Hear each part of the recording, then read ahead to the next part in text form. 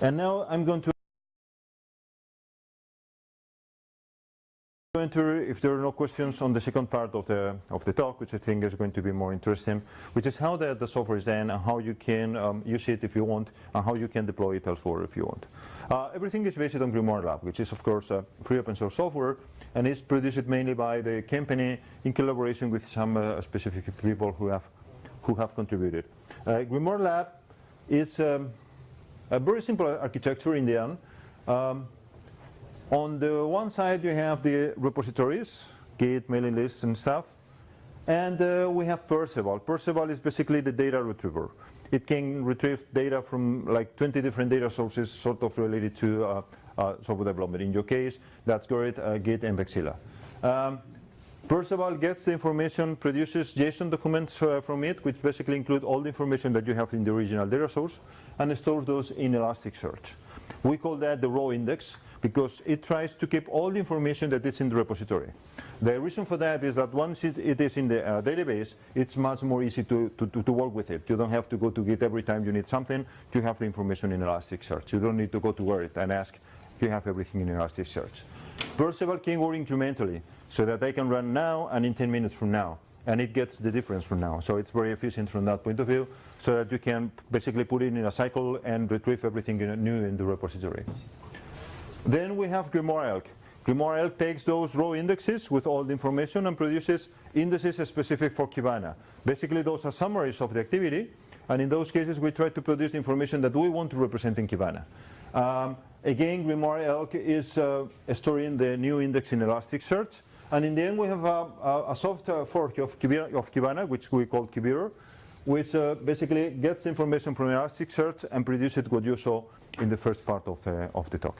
So developers have like 3 options to work here. First of all, they can use Perceval themselves, and they can throw Perceval to the repositories and get the output and do anything they may want.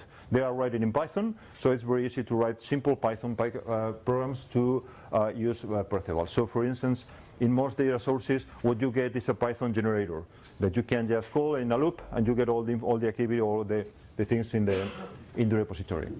The other one is using the raw index, which basically means query Elasticsearch to get the same information that is in the data source.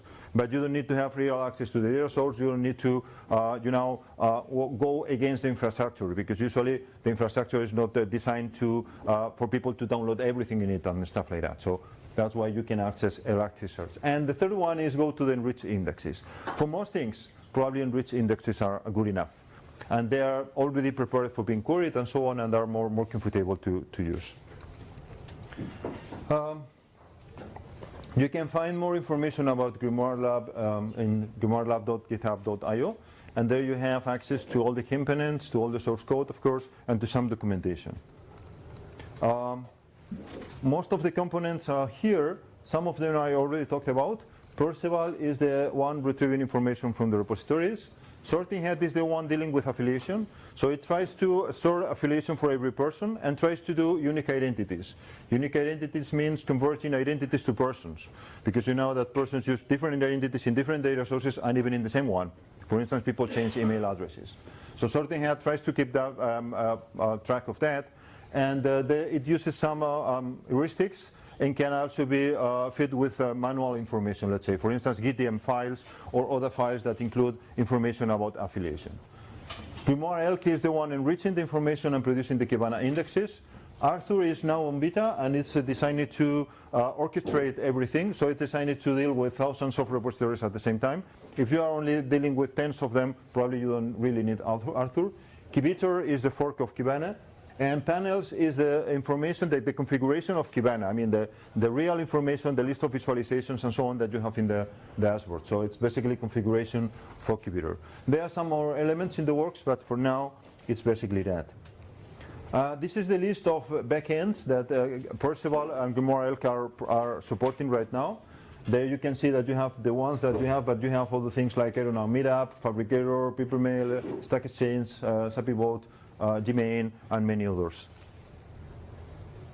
And this is the main source for documentation right now. In fact, it's a training guide where you should be put up to speed to do your Python scripting, for instance, on top of this in maybe half an hour. I'm going to show you some simple examples, but basically here you have how to use how to use Perceval to retrieve information, how to produce simple dashboards with a couple of commands, and it's literal, couple of commands. All the tools are in PyPy so that you can very easily install with PyPy, and I would say that it's more easy than it seems to be at first instance. And now your turn. In fact, how you can play with the dashboard, of course you can just go to the dashboard and find information which is not accurate, but like maybe this one that you comment now. You can just play with it and see whether you find something curious or whatever. You can look for yourself and you can track whether this really corresponds to what you did or not. You can play with the Elasticsearch data. So for that you currently need a password, but you can ask us, and I asked to the foundation to see whether there's any trouble, but basically as far as I know, they're very interested in developers using this information, so it's only a matter of sharing the password. You can, of course, produce scripts, link the data to programs, wherever, because you can do this in Python.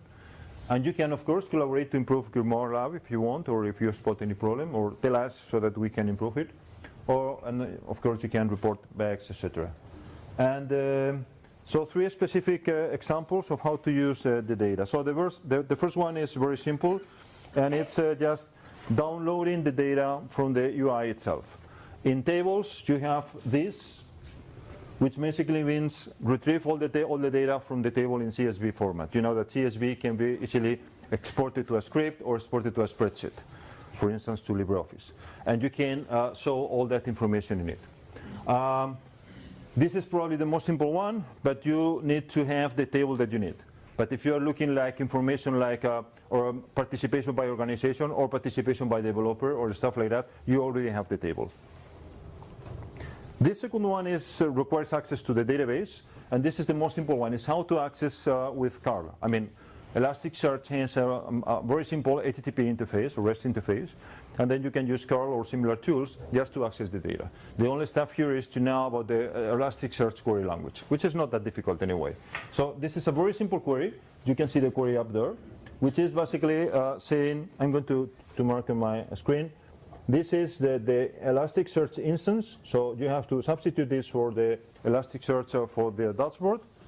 This is the Git index, which means get information from about Git, and this is the search query. In this case, it's very simple. It's give me one result, whichever, and prettify it so that the JSON, which is the result, can be read by humans. And here's what you get. First of all, you get the size of the index. In this case, it was 407. And this is one example of a hit. A hit is each of the documents that is retrieved. I only ask for one, so I get one. And here you can find the kind of information that you have. For instance, for a commit, in this case, you have the hands, you have the commit, the author date, a commit date, and more stuff. Basically, what you would find if you do git log with all the parameters to get all the information possible, right? So that if you need to do things like, I want to know how many commits this person did, it's very easy. You just go substitute that query, a query for that field, that's it. So it's not rocket science. And this is how to do the same thing with Python. For Python, you can rely on a couple of nice packages for dealing with Elasticsearch. There are Elasticsearch and Elasticsearch DSL. And both allow you to do querying to Elasticsearch in a simple way. This is actual code for getting information from Git, which is basically the number of commits per quarter, except for merge commits, I mean commits not touching the code, and since some date, and unifying by hash, so that if you have the same commit in several repositories, that's only going to get one of those. And you can see how this code is simple. You just get an instance of Elasticsearch there, of an Elasticsearch object. You can see here, I build a search object saying that I'm interested in the Git index. Then I add some filters, metrics, and buckets. This is very similar to SQL Kimi. In SQL, for instance, you can see the same structure of adding components to the query. And then you have loop, where you basically loop through the answer by Elasticsearch, which is in this case, as I said, data per quarter.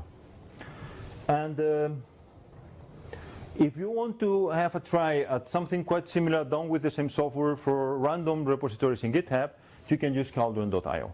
That's another view, And all of this can also be done with the same software that is used for the document foundation dashboard.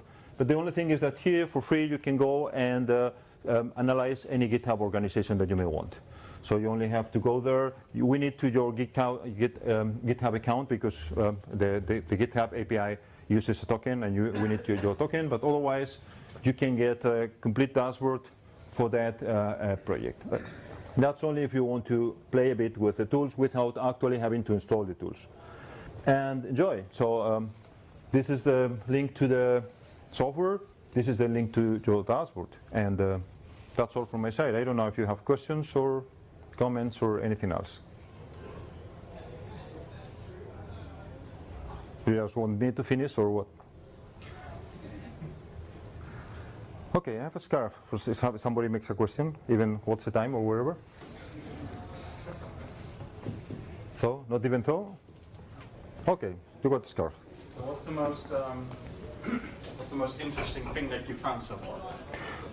Honestly, we didn't look a lot at what to find in it because we were busy trying to produce it.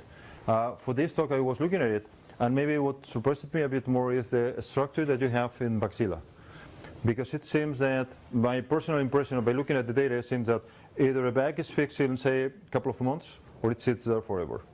That's my very personal opinion. If you look at the structure of the states, you can see how you have a lot of course, issues coming from fix or wherever, from wherever to fix or to closed. But then there are a lot of them that stay there for a while. And it seems that after some time, they have very low chance of being fixed. I don't know, but that's when I was looking at the data, that was something that. And the other thing is probably with respect to Gerrit, that you have a very short time to code compared to other projects. If that's dealt with during the 2-3 months. Again, you saw that you have some code reviews sitting there for 1 year. But if it is dealt with during the first 2 or 3 months, time to fix it, time to code, time to merge, is very reasonable compared to other projects. So in summary, I would say, but we didn't do a truthful analysis of the project. Okay, anything else? Any other comment or? Thank you very much.